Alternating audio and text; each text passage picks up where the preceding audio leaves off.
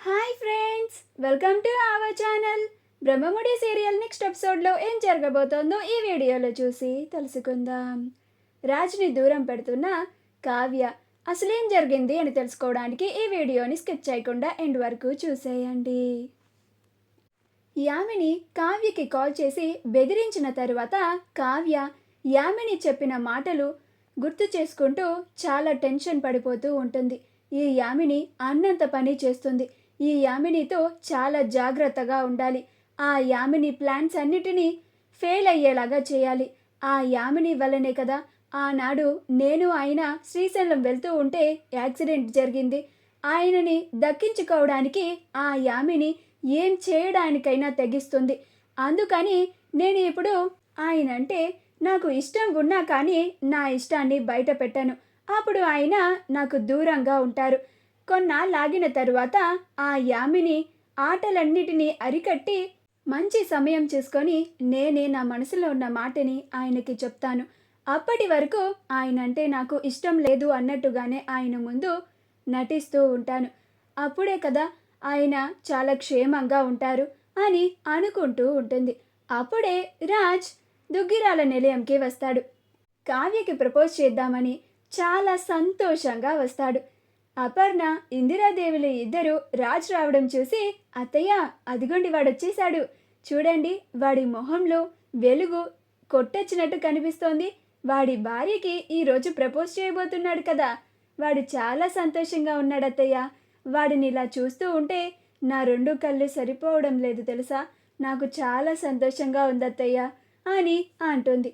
అప్పుడు ఇందిరాదేవి, అవునపర్ణ, వాడు ఇలా సంతోషంగా ఉంటేనే కదా మనకి సంతోషం. చక్కగా రాజ్ కావ్యలు ఇద్దరూ కలిసిపోయి వాడికి ఆ దేవుడి దయ వల్ల గతం గుర్తుకు వచ్చి తిరిగి అందరూ ఈ ఇంట్లోనే కలిసి ఉంటే నాకంతే చాలు అని అంటూ ఉంటుంది. ఈలోగా రాజ్ అక్కడికి వచ్చి, అమ్మా కళావతి ఎక్కడుంది అని అంటాడు. అప్పుడు అపర్ణ, అదిగోరా తన గదిలోకి ఇప్పుడే వెళ్ళింది అని అంటుంది. అప్పుడు రాజ్, అలాగే అమ్మా, బ్లెస్ మీ, నేనిప్పుడు వెళ్ళి కళావతికి నా మనసులో ఉన్న మాటని చెప్పబోతున్నాను అని అంటాడు. అప్పుడు అపర్ణ, విజయోస్తు, నువ్వు అనుకున్నట్టుగా కళావతి నీ ప్రేమని అంగీకరించి మీరిద్దరూ త్వరలోనే పెళ్లి చేసుకోవాలని కోరుకుంటున్నాను నాన్న అని ఆశీర్వదిస్తుంది.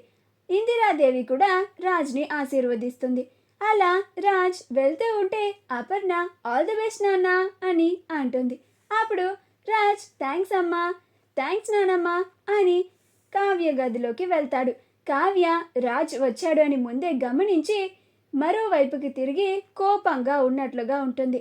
రాజ్ చాలా ప్రేమగా చాలా సంతోషంగా కావ్య గదిలోకి వెళ్ళి కళావతి గారు అని చాలా ప్రేమగా పిలుస్తాడు.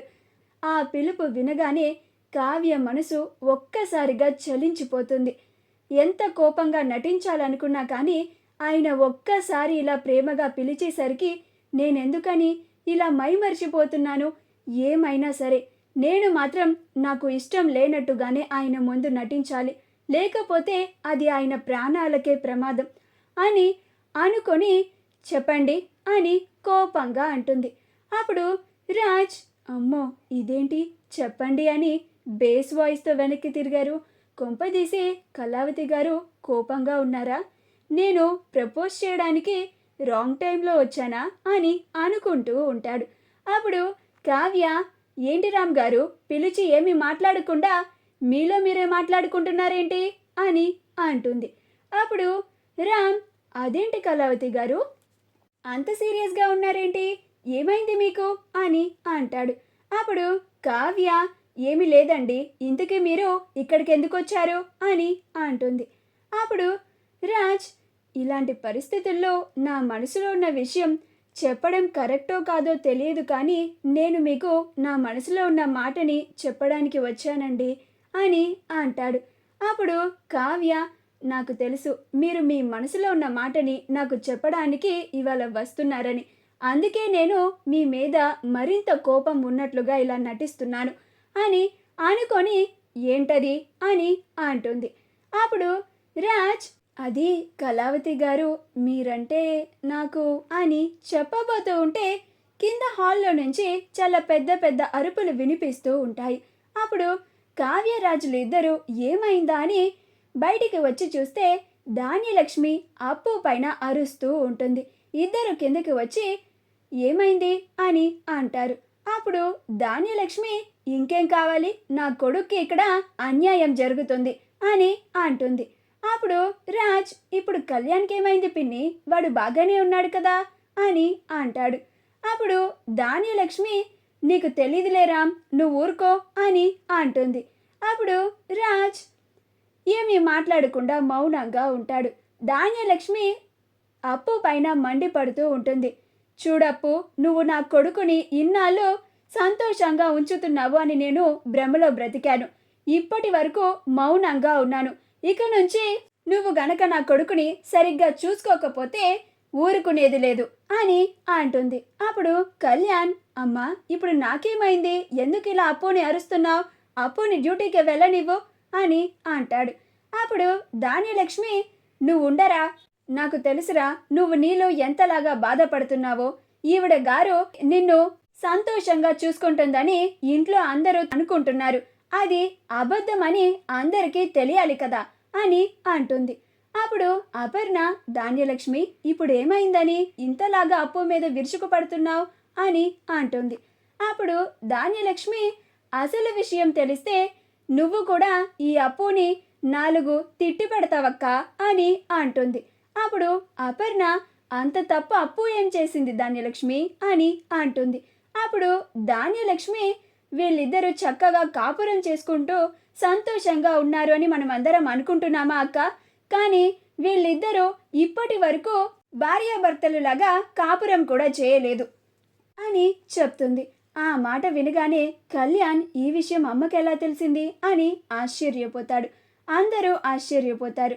అప్పుడు రాజ్ అందుకేనా మొన్న కళ్యాణ్ వాడి భార్యతో అంతలాగా పులిహోర కలిపింది, ఒక ముద్దు కోసం అంతలాగా అడుక్కున్నాడు అని అనుకుంటూ ఉంటాడు. అప్పుడు అపర్ణ ఏంటప్పు, మీ అత్తయ్య చెప్పేది నిజమేనా అని అంటుంది. అప్పుడు అప్పు అవునత్తయ్య అని అంటుంది.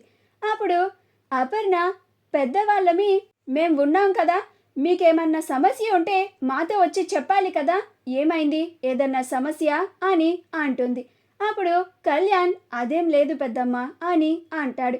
అప్పుడు ఇందిరాదేవి మరెందుకురా ఇద్దరు దూరంగా ఉంటున్నారు అని నిలదీసి అడుగుతుంది. అప్పుడు ధాన్యలక్ష్మి వాడిని అడిగితే ఏం చెప్తాడత్తయ్య, ఈవిడ గారిని అడిగితే ఈవిడ చెప్తుంది, ఈవిడే కదా నా కొడుకుని ఇన్ని రోజులు దూరం పెట్టింది అని అప్పుని ఆడిపోసుకుంటూ ఉంటుంది. అప్పుడు ఇందిరాదేవి ధాన్యలక్ష్మి నువ్వు నీ కోడల్ని ఆడిపోసుకోవడం ఆపు, ముందు వాళ్ళిద్దరూ ఏమనుకుంటున్నారో ఏం ఆలోచిస్తున్నారో కనుక్కోనివ్వు అని అంటుంది.